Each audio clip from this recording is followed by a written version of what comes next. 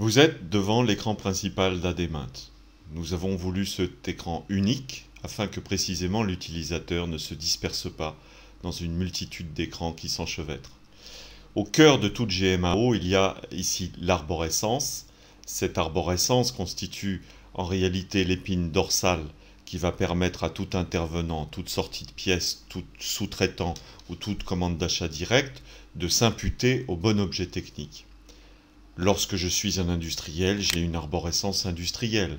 Bien sûr, je peux concevoir et créer une arborescence de type travaux publics. Bien sûr, je peux concevoir et créer une arborescence de type transporteur. Bien sûr, je peux concevoir et créer une arborescence de type agriculteur, etc., etc. En particulier, je peux constituer une arborescence d'un SAV qui tient à suivre l'ensemble de ses clients à travers ce logiciel. Je vais revenir dans un contexte industriel qui est la base de la démarche de Ademaint, qui s'exporte ensuite aux autres métiers. Lorsque je regarde en fait cet écran, je positionne qui est un intervenant de maintenance, c'est-à-dire l'ensemble des personnels d'intervention. Je positionne l'ensemble des pièces de rechange qui vont servir en réalité à toutes mes consommations et à l'intervention sur les machineries. Et puis je positionne aussi mes fournisseurs, avec bien entendu les fournisseurs privilégiés que sont l'AD. Mais n'oublions pas qu'une des grandes caractéristiques de ce logiciel, c'est effectivement, et c'est son originalité et sa profonde richesse, d'être livré ici avec un catalogue pré-renseigné qui tient des dizaines de milliers d'articles de maintenance qui s'affichent ici pour 25 000 articles en à peu près moins d'une seconde. Lorsque je regarde ce catalogue qui émane directement de votre distributeur, j'ai un certain nombre de choses courantes dans l'industrie, c'est-à-dire une référence article, un code, la désignation d'un article que je peux afficher, un prix qui n'est qu'un prix catalogue à titre informatif que nous pourrons modifier à notre guise à l'aide de la gestion des taux de remise dans le logiciel lui-même. Bien entendu, je ne veux pas tout le catalogue à l'origine de mon distributeur. Je vais tout simplement ici faire mon marché et lorsque je clique sur ces articles, je n'ai plus qu'ensuite à activer la fonction ajouter article et ajouter article va faire que je vais précipiter ces articles cette fois-ci dans mon stock et sans avoir eu à saisir quoi que ce soit, je retrouve en fait un remplissage de mon stock qui se fait d'une façon quasi automatique à mon choix, au rythme où je le souhaite. Cette puissance de Ademaint va se retrouver en fait dans l'ergonomie puisque la vision d'un article se fait toujours selon une formule très simple. Je clique sur la référence ou la désignation ou à n'importe quelle zone de l'article, je zoome sur cet article et j'ai l'ensemble des composants de cet article. Un code qui pourrait être modifié par vous-même et devenir votre code utilisateur, une désignation modifiable, un ensemble de désignations qui peuvent me permettre d'exprimer d'autres paramètres, un fournisseur privilégié, une référence pour ce fournisseur, une unité d'achat, c'est-à-dire le conditionnement dans lequel il s'achète, un lieu de stockage, est-ce que je veux le gérer en manuel par rapport à son point minimum à partir duquel il va recommander, par rapport à son point de quantité à commander lorsque j'atteins le point minimum, ou est-ce que je veux le gérer en gestion automatique? J'ai bien entendu, comme tous les stocks, je gère un prix unitaire moyen pondéré à l'article au fur et à mesure de mes entrées, et j'ai un prix d'achat liste donné par mon distributeur ou le fournisseur, avec un taux de remise que je sais moduler à ma guise. Lorsque je veux initialiser mon stock, je tape sur correction et je rentre la quantité en stock que j'ai à cette époque-là. Toujours la petite porte pour abandonner.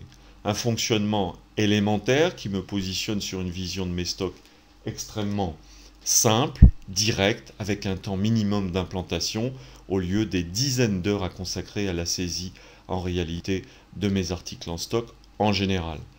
En termes d'ergonomie, tout le logiciel consiste à pouvoir chercher les choses comme les appellent les gens.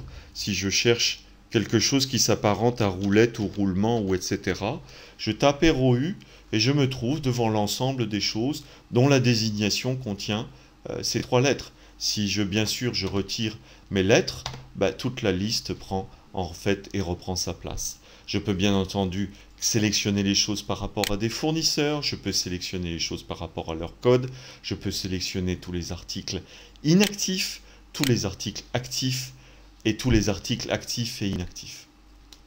Venons maintenant sur, après avoir positionné l'ensemble des stocks, c'est-à-dire de mes matériels que j'ai en mon entreprise pour maintenir mes équipements, et bien entendu, au cœur de cela, j'ai les équipes de développement.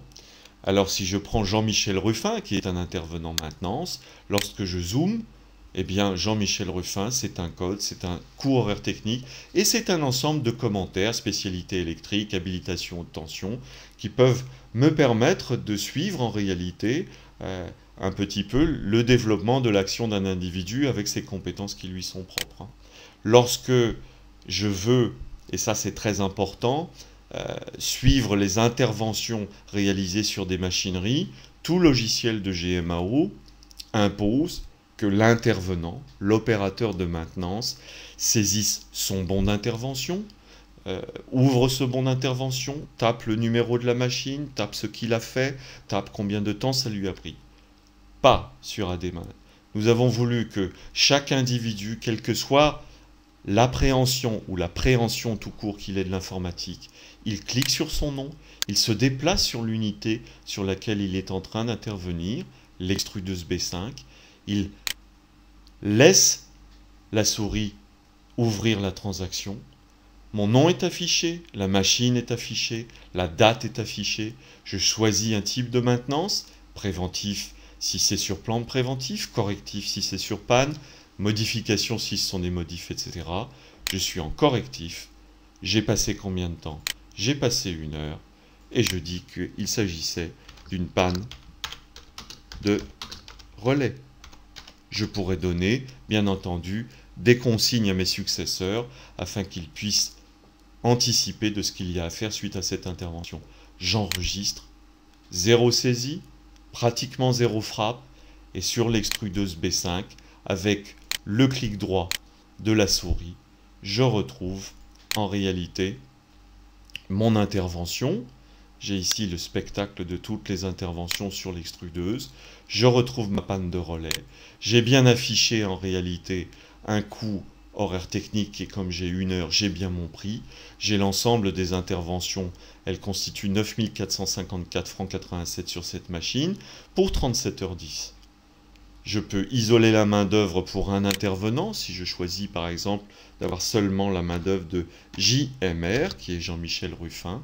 J'aurai ici la totalité de cette main-d'œuvre en termes de positionnement sur cette machine-là. Si je choisis ici BMM pour un autre intervenant, je me trouve ici devant toutes les activités de main-d'œuvre qui ont été faites par BMM.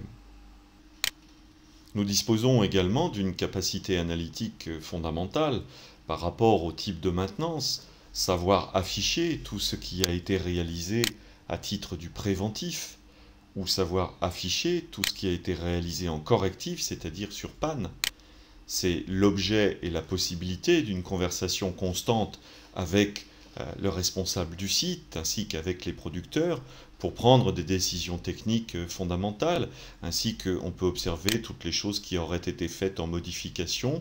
Bref, il y a là un outil d'analyse extrêmement percutant, qui peut se développer, bien entendu, avec la possibilité d'annoncer entre 2 dates, ici, en affichant ce calendrier. Je peux dire que entre le 2 du mois jusqu'à nos jours, j'ai ici, effectivement, le tri automatique de toutes les interventions de maintenance qui ont été faites entre ces 2 dates-là, quel que soit l'intervenant. Cette possibilité nous permet d'avoir un pilotage fin, en réalité, de ce qui se passe sur l'ensemble des installations. Lorsque je quitte mon historique machine, bien entendu, il n'est pas besoin de souligner que la totalité des historiques en actes, en intervention, en décision et en coût remonte à chaque niveau arborescent en se consolidant automatiquement. C'est la toute-puissance d'une GMAO qui permet au management d'avoir une vision et une gestion radicalement différentes. Nous devons, à partir de ce moment-là, puisque nous avons eu des interventions, nous devons aborder la question en réalité des pièces que j'ai utilisées pour cette intervention. Et comme vous vous doutez bien de l'ergonomie de ce logiciel, je me positionne en réalité ici tout simplement sur la pièce que j'utilise, je la fais glisser sur la machine de destination de mes interventions, cela m'ouvre une transaction, je n'ai qu'à dire qui je suis, je n'ai qu'à dire en réalité sur quel type de maintenance, et je n'ai qu'à dire combien de pièces j'ai utilisées. Bien entendu, les coûts s'affichent automatiquement, et je dirais ici, à titre de commentaire, remplacement difficile, avec une faute d'orthographe qui peut se pardonner sur des logiciels techniques de ce type. Lorsque j'ai terminé cela, j'enregistre, et à nouveau, bien entendu, sur l'extrudeuse, je vais voir apparaître dans mon historique, d'une façon tout à fait immédiate, entre deux dates, lorsque je sélectionne non plus la main-d'œuvre, mais la totalité des interventions, mon kit roulement, et si je zoome sur chacune des interventions ou des sorties, j'ai l'ensemble des historiques disponibles. Cette énorme ergonomie veut dire que dans les ateliers, les opérateurs ont des gestes simples à faire qui leur permettent de renseigner ces historiques avec un minimum de contraintes et pratiquement aucune connaissance explicite de l'informatique. Il est important de souligner que parfois sur un niveau de machinerie ou d'engin, j'ai besoin d'une information immédiate qui m'est demandée par mes supérieurs hiérarchiques, et là, je vais directement au fait avec les indicateurs qui se trouvent à chaque niveau de l'arborescence.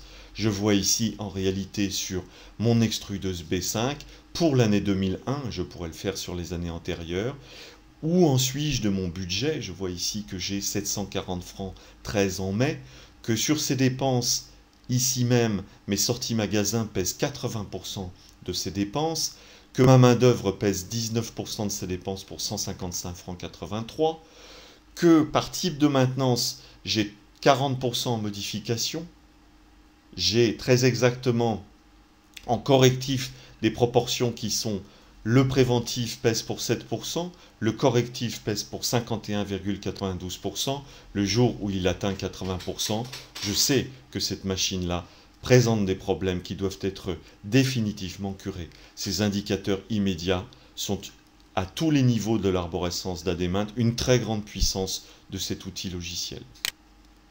Je vais désormais aller à la situation, puisque j'ai en réalité consommé des pièces, je suis bien obligé de les recommander. Lorsque je veux recommander des pièces, j'ai deux solutions.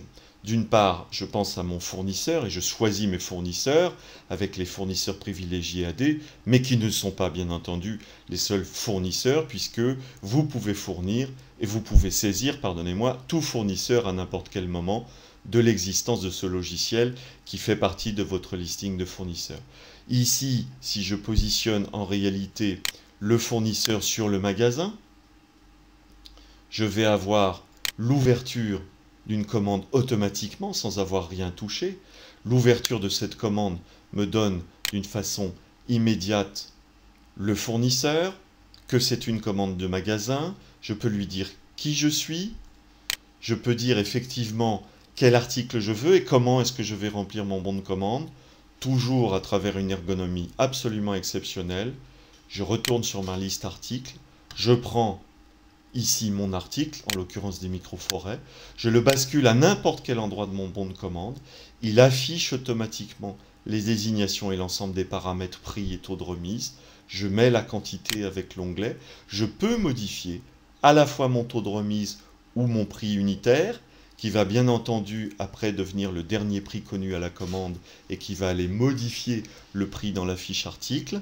J'enregistre ici évidemment sur quel type de maintenance je suis, si cela en réalité est utile, sinon je peux laisser le champ libre.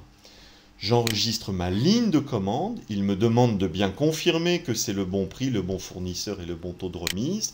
À ce moment-là, ma ligne de commande est créée. Bien entendu, je peux aller sélectionner un autre article. Je prends n'importe quel type de ces articles-là. Lorsque je prends un demi-raccord symétrique, en taraudage, je le bascule dans n'importe quel endroit de bon de commande, j'affiche une quantité qui est ici de 10, mettons,